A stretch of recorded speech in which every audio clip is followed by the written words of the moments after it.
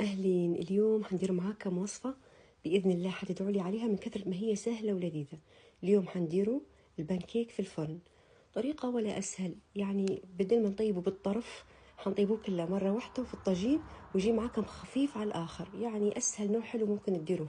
خذيت صينية حطيت فيها بيضتين، 3 ملاعق كبار سكر، 3 ملاعق كبار زيت، بعدين نضيف عليها ملعقة فانيليا، نخلطهن كويس. تو ضفت عليهن كباية وربع دقيق ورشة ملح، وآخر شي ضفت كباية ونص حليب.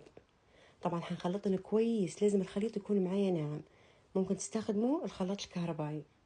وهنا الخليط قاعد جاهز. جبت الطاجين بتاع الفرن وحطيت له ورق زبدة ونزلت فيه الخليط. طبعا هو يكون عجينة البانكيك اللي هي رقيقة، خذ مني تقريبا 20 دقيقة.